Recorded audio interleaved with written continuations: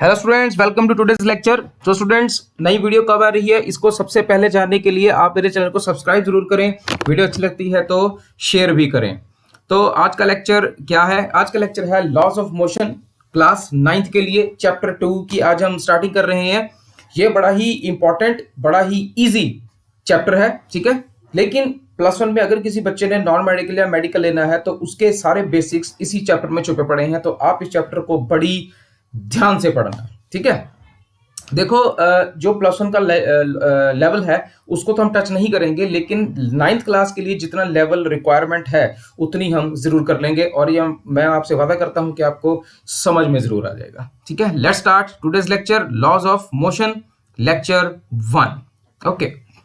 Okay, तो जब हम लॉज ऑफ मोशन की बात करते हैं तो सबसे पहले बात करेंगे फोर्स की। What is force? फोर्स की बड़ी ही इजी डेफिनेशन है। फोर्स इज पुश और पुल। फोर्स या तो पुश है या पुल है, मतलब किसी चीज को आपने दूर भगाना है तो उसको क्या करना पड़ेगा? पुश करना पड़ेगा। किसी चीज को खींचना है, जैसे आपने चेयर खींचनी है तो चेयर को पकड़ना जरूर पड़ेगा, ठीक है। इसको क्या बोलते हैं? पुल। तो या तो फोर्स पुश है या पुल है। बहुत सारे एक्सपेरिमेंट्स करके ये पता लगा कि फोर्स के इफेक्ट्स क्या हो सकते हैं। सबसे पहला, it can move a body at rest. अगर कोई बॉडी रेस्ट पे पड़ी है तो ये इसको मूव कर सकती है। जैसे किसी जगह पे चेयर पड़ी है तो आपने क्या किया? चेयर को पुश कर दिया तो चेयर थोड़ी सी आगे को चली जाएगी। इसका मतलब रेस्ट पे पड़ी बॉडी को ये मूव कर सकती है। दूसरा, it can stop a moving body. किसी मूविंग बॉडी को रोक सकती है। बॉल आ रही है तो फील्डर क्या करता है? बॉल को पकड़ लेता है और बॉल रुक जाती है। इसका मतलब फोर्स एक मूविंग बॉडी को भी रोक सकती है। तीसरा, it can change the speed of body. किसी भी चलती हुई बॉडी की स्पीड को ये रोक सकता है। जैसे अब ऐसा सिंपल एग्जांपल है, आप कार चला रहे हो, है ना, या साइकिल चला रहे हो या कुछ भी आप ड्राइव कर रहे हो, तो क्या करो? आप हल्का सा ब्रेक पे पैर रख दो, है ना, या स्पीड उसकी कम कर दो किसी तरीके से, तो क्या होगा? बॉडी की स्पीड धीरे धीरे कम हो जाएगी। इसका मतलब आपने फोर्स लगाई तभी स्पीड कम हुई, तो फोर्स स्पीड भी कम कर सकती है। चौथा, it can change the direction of body. किसी भी बॉडी की डायरेक्शन भी ये चेंज कर सकती है। जैसे चलती हुई कार को आप फोर्स से उसका स्टीयरिंग मोड़ दो तो उसकी डायरेक्शन चेंज हो जाएगी। It can also change the shape and size of body. किसी भी बॉडी का शेप और साइज को चेंज कर देती है। कोई सॉफ्ट बॉडी लो, उसको आप किसी तरीके से उसकी शेप फोर्स लगा के चेंज कर दो तो शेप और साइज दोनों ही वो चेंज हो जाएंगे। तो ये सारे काम कौन कर सकता है? फोर्स कर सकता है। लेकिन फोर्स इससे कुछ ज्यादा है। क्या है? तो फोर्स कितने तरीके की हो सकती है? फोर्स है दो तरीके की हमारे पास, balance forces, unbalance forces. Balance force क्या होता है? बैलेंस फोर्स का मतलब होता है if the resultant of all the forces acting on a body is zero. मतलब अगर किसी बॉडी पे बहुत सारी फोर्सेस लग रही हैं और सबका नेट रिजल्ट जीरो आया, इसको बोलते हैं बैलेंस फोर्स। लेकिन अगर किसी बॉडी पे बहुत सारी फोर्सेस लग रही हैं और नेट रिजल्ट जीरो नहीं आता, इसको बोलेंगे अनबैलेंस्ड फोर्सेस, ठीक है। समझने के लिए केस समझो।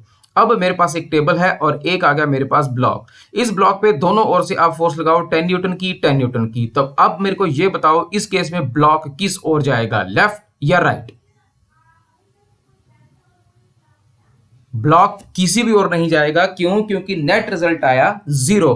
10 ने 10 को कैंसिल कर दिया है। अब इस ब्लॉक पे इक्वल एंड ऑपोजिट फोर्स लग रही है तो ब्लॉक कहीं नहीं जाएगा। और इस सिचुएशन को बोलते हैं बैलेंस कंडीशन। तो बैलेंस कंडीशन में जब बैलेंस फोर्स लगती है कोई बॉडी मूव नहीं करती। अगर ये बैलेंस है तो फिर अनबैलेंस्ड क्या होगा? क्या करना है? एक तरफ लगाओ 10 न्यूटन की फोर्स और दूसरी तरफ लगाओ 15 न्यूटन की फोर्स। अब ब्लॉक कहां जाएगा? अब ब्लॉक जाएगा लेफ्ट की तरफ, क्योंकि ज्यादा मैग्नीट्यूड की फोर्स जो है वो लेफ्ट की तरफ से लग रही है, ठीक है। अब ब्लॉक लेफ्ट की तरफ जाएगा। नेट फोर्स आएगी 5 न्यूटन, क्योंकि 15 - 10 इज इक्वल टू 5। मैग्नीट्यूड में 5, डायरेक्शन आप कोई भी ले सकते हो। अगर आप लेफ्ट को नेगेटिव ले रहे हो तो नेगेटिव भी साथ लगा सकते हो। तो ऐसी सिचुएशन को बोलते हैं अनबैलेंस्ड कंडीशन। और अनबैलेंस जब भी फोर्स लगती है बॉडी पे तो बॉडी अक्सर मूव कर जाती है। समझ में आया? ओके, अब पढ़ते हैं न्यूटन्स लॉज ऑफ मोशन, ठीक है। न्यूटन का पहला लॉ बड़ा ही इजी लॉ है। A body continues to be in a state of rest और of uniform motion along a straight line unless some external unbalanced forces applied on the body to change that state। देखो, इसको simple शब्दों में ये समझते हैं। First law ये कहता है कि अगर कोई चीज रेस्ट पे है तो वो रेस्ट पे ही रहना चाहती है। अगर कोई चीज चल रही है तो वो चलती हुई स्टेट में ही रहना चाहती है जब तो कोई बाहर वाली फोर्स उसे तंग नहीं करती। मतलब अगर कोई रुकी हुई चीज को चलाता नहीं, जब तक कोई रुकी हुई चीज को चलाता नहीं और चलती हुई चीज को रोकता नहीं, वो वही स्टेट में बनी रहेगी। ये उनकी स्टेट सिर्फ एक ही चीज चेंज कर सकती है, वो है अनबैलेंस्ड फोर्स। मतलब रुकी हुई चीज को चलाने के लिए अनबैलेंस फोर्स चाहिए, चलती हुई चीज को रोकने के लिए भी अनबैलेंस फोर्स चाहिए। तो अनबैलेंस फोर्स ही किसी बॉडी की स्टेट चेंज कर सकती है। अदरवाइज अगर फोर्स नहीं लग रही तो बॉडी जिस स्टेट में है उसी स्टेट में रहेगी। इसको एक और चीज भी बोलते हैं, इसको बोलते हैं इनर्शिया। तो अगर आपसे कोई पूछे फर्स्ट लॉ किस चीज की बात करता है, तो आप बोलोगे जी इनर्शिया की बात करता है। इनर्शिया क्या होता है इसको समझते हैं। देखो पहले इस डेमो को समझो। ये ब्लॉक जहां पे पड़ा है वहीं पे पड़ा रहेगा। इसको हिलाने के लिए एक फोर्स की जरूरत है ना। ये रही फोर्स। अब जैसे ही फोर्स लगी ये नीचे आ जाएगा। अब देखो इनर्शिया कैसे काम करता था। सबसे पहले ये ब्लॉक टेबल पे पड़ा था, जब तक फोर्स नहीं लगी ये वहीं पड़ा रहेगा। लेकिन जैसे ही इस हैंड ने इसको पुश किया तो ब्लॉक पुश होके नीचे तक आया।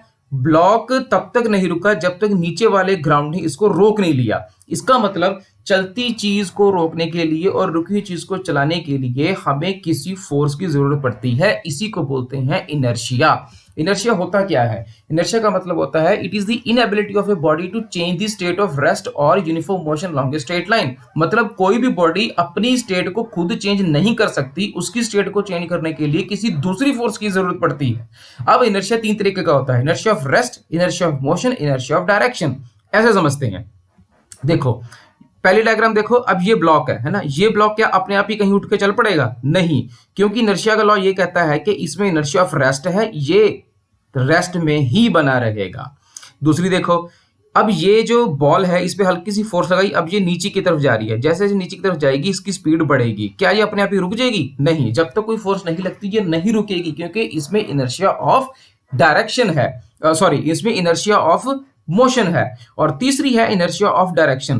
पहले कार राइट मुड़ी, फिर कार थोड़ी सी सीधी गई, फिर लेफ्ट मुड़ी, लेकिन अंदर जो बैठा हुआ ड्राइवर है उसको लगेगा कि he is being pushed to right. मतलब जब कार लेफ्ट की तरफ मुड़ेगी उसको लगेगा मेरे को कोई राइट में पुश कर रहा है। क्यों? क्योंकि उसका इनर्शिया, क्योंकि ड्राइवर का इनर्शिया सीधा है और कार मुड़ रही है लेफ्ट की तरफ। अब इनर्शिया ऑफ डायरेक्शन ये कहता है कि कोई भी चीज अपनी डायरेक्शन खुद चेंज नहीं कर सकती जब तक कोई दूसरी फोर्स उसकी डायरेक्शन को चेंज नहीं करती। कार अगर ईस्ट की तरफ जा रही है वो तब तक ईस्ट की तरफ जाती रहेगी जब तक कोई फोर्स उसे मोड़ के किसी दूसरी डायरेक्शन में ना कर दे। तो इनर्शिया समझ में आया कि कोई भी बॉडी खुद से अपनी स्टेट को चेंज नहीं कर सकती, कोई बाहर वाली फोर्स ही उसकी स्टेट को चेंज करेगी। ठीक है, समझ में आ गया? ओके, अब एक बड़े ही इंपॉर्टेंट चीज को समझते हैं, that is known as linear momentum. Linear momentum क्या होता है? देखो इसकी कोई डेफिनेशन वैसे है नहीं, सिंपल सी डेफिनेशन ये है, it is defined as a product of mass of body and velocity of body. It is noted by p, p is equal to mv। मतलब momentum is equal to mass into velocity. ये एक vector quantity है, मतलब इसकी direction भी है और magnitude भी है, और यूनिट्स होते हैं किलोग्राम मीटर पर सेकेंड। ठीक है, समझने के लिए ये डेमो देखो। ये मेरे पास एक स्टोन है, इस स्टोन का मास है 2 kg, वेलोसिटी है 0, है ना। अभी ये पड़ा ही है, सिंपल रेस्ट पे पड़ा है, तो इसका मोमेंटम कितना होगा? 0। 0 मोमेंटम का मतलब है इसमें मैग्नीट्यूड का मोशन नहीं है, मतलब इस स्टोन में मोशन नहीं है। लेकिन अगर इस स्टोन को कोई आदमी थ्रो कर दे ऐसे, अब स्टोन इस लाइन के लॉन्ग थ्रो हुआ है। सबसे पहले इसकी वेलोसिटी थी 0। सपोज करो इस मैन ने इसको 3 मीटर पर सेकंड से थ्रो किया है, तो रास्ते में नीचे रुकने से पहले रास्ते में इसका मोमेंटम कितना था? इसका मोमेंटम था 6 kg मीटर पर सेकंड, क्योंकि मोमेंटम होता है मास इंटू वेलोसिटी। मास कितना होता है? 2, मतलब मास कितना है इस स्टोन का? 2। कितनी वेलोसिटी से इसको फेंका गया? 3, तो मोमेंटम हुआ 6 kg मीटर पर सेकंड। इसका मतलब ये है कि अगर कोई बॉडी जिसका मास है जब भी वो स्पीड या वेलोसिटी पकड़ेगी तो उसमें एक नई प्रॉपर्टी आ जाएगी which is known as momentum, या एक नई चीज उसमें आ जाएगी that is known as momentum. तो कोई भी चीज जिसमें मास है अगर वो वेलोसिटी या स्पीड पकड़ेगी तो उसमें आ जाएगा मोमेंटम। तो मोमेंटम को बोलते हैं मैग्नीट्यूड ऑफ मोशन, कि उसमें कितनी मोशन भरी हुई है। अब यही 2 kg के मास को आप 20 kg कर दो, देखो मोमेंटम कितना बढ़ जाएगा? 60 kg मीटर पर सेकंड। तो मोशन का मैग्नीट्यूड बढ़ गया। ठीक है, समझ में आया? ओके, न्यूटन का सेकंड लॉ क्या कहता है, देखो आप डेफिनेशन अच्छे से पढ़ लेना, मैं आपको न्यूटन के सेकंड लॉ को सिंपल शब्दों में समझाता हूं क्या कहता है।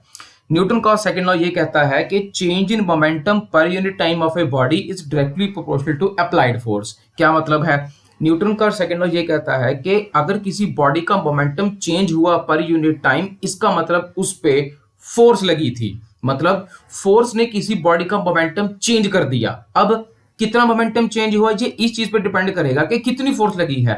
ज्यादा फोर्स लग गई तो ज्यादा मोमेंटम चेंज होगा, कम फोर्स लग गई कम मोमेंटम चेंज होगा। ठीक है, समझ में आया। Change in momentum per unit time directly proportional to applied force, इसका मतलब फोर्स किसी भी बॉडी का मोमेंटम चेंज कर सकती है। यहां इस डायग्राम में देखो, फर्स्ट डायग्राम में देखो, फोर्स किसी मास पे लग रही है तो मास को मिली एक्सेलरेशन। अब इस मैन ने क्या किया, ज्यादा फोर्स लगा दी सेम मास पे तो मिली इसको ज्यादा एक्सेलरेशन। इसका मतलब जितना ज्यादा फोर्स उतनी ज्यादा एक्सेलरेशन मिलेगी। इसका मतलब ये भी है एक्सेलरेशन किसी मास को देने के लिए you need to apply some force. समझ में आया। F is equal to ma, force is equal to mass into acceleration. अब इसकी डेरिवेशन करते हैं जो कि बहुत ज्यादा इंपॉर्टेंट है। आप एक बॉडी एज्यूम करो जिसका मास है m, जिसपे फोर्स लगी है F, जिसकी इनिशियल वेलोसिटी है u, जिसकी फाइनल वेलोसिटी है v कुछ टाइम t के बाद, और time t is time for which the force is applied. इसमें यहाँ पे ये स्मॉल t है। ठीक है, चलो स्टार्ट करते हैं। बड़ी इजी डेफिनेशन है, डेरिवेशन है, आप इसको ध्यान से समझना। ये मैं पहले लेता हूं यहाँ पे। ओके, तो बॉडी क्योंकि बॉडी पे फोर्स लगी है तो सबसे पहले ये देखेंगे कि बॉडी का इनिशियल मोमेंटम कितना है। इनिशियल मोमेंटम कितना है, p1 is equal to mu, initial velocity mass into velocity. Final momentum कितना हो गया, mv, mass into final velocity. Change in momentum कैसे ढूंढेंगे, delta p will be final minus initial momentum, तो final minus initial momentum, m common तो ये बन गया v माइनस u। अब न्यूटन का सेकंड लॉ क्या कहता है कि change in momentum per unit time is directly proportional to applied force. तो डेल्टा p की वैल्यू उठाओ जो कि है m v माइनस u, यहाँ पे पुट कर दो, ये डेल्टा p की वैल्यू है। नीचे t तो है ही, डायरेक्टली प्रोपोर्शनल टू फोर्स, ये वैसे का वैसा ही। We know that acceleration is equal to change in velocity upon time, होता है ना। तो v minus u upon t, ये देखो v minus u upon t की जगह आप क्या पुट कर दो, एक्सेलरेशन। ये बन गया ma directly proportional to f, और f is directly proportional to ma। तो जब आप प्रोपोर्शनलिटी का साइन हटाओगे ये बनेगा f is equal to kma, where k होता है प्रोपोर्शनलिटी कांस्टेंट, और एक्सपेरिमेंट बताते हैं इसकी वैल्यू होती है 1। इसका मतलब हमारे पास फाइनल रिजल्ट आया F is equal to ma, मतलब force is equal to mass times acceleration. मतलब किसी मास पे अगर फोर्स लगाओगे तो उसको क्या मिलेगी, एक्सेलरेशन। जितना ज्यादा फोर्स लगाओगे उतनी ज्यादा उसको एक्सेलरेशन मिलेगी। तो F is equal to ma। Okay, SI unit of force क्या होता है, न्यूटन, और सिंबल होता है इसका सिंपल N। 1 न्यूटन कौन सी फोर्स होती है, 1 न्यूटन वो फोर्स है जो किसी 1 kg के मास को 1 मीटर पर सेकंड स्क्वायर की एक्सेलरेशन दे दे, उसको बोलते हैं 1 न्यूटन। तो हमारे पास पहला फॉर्मूला आया F is equal to ma। ठीक है जी, याद रखना। थर्ड लॉ ऑफ मोशन तो बड़ा ही सिंपल है। To every action there is an equal and opposite reaction, हर एक्शन का एक रिएक्शन होता है। जैसे नीचे आप डायग्राम में देख रहे हो, ठीक है, इसका क्या होगा, इसको डेमो देखते हैं। अब एक्शन में क्या होगा, ये जो कार्टून कैरेक्टर है ये यहाँ पे जंप लगाएगा। जैसे ही ये जंप लगाएगा तो क्या होगा, देखो ये गया एक्शन और इसका रिएक्शन ये पीछे। इसका मतलब देखो बड़ी सारी एग्जांपल्स हैं। जैसे हम दिवाली पे आप आतिशबाजी चलाते हो तो नीचे से आप जो फायर लगाते हो तो जो फायर है वो नीचे की ओर आती है और आतिशबाजी ऊपर चली जाती है। रॉकेट का सेम प्रिंसिपल है, गैसेस नीचे रॉकेट ऊपर। बैलून में हवा भर के आप उसको छोड़ दो तो हवा नीचे से आएगी और बैलून उसकी ऑपोजिट डायरेक्शन में मूव करेगा।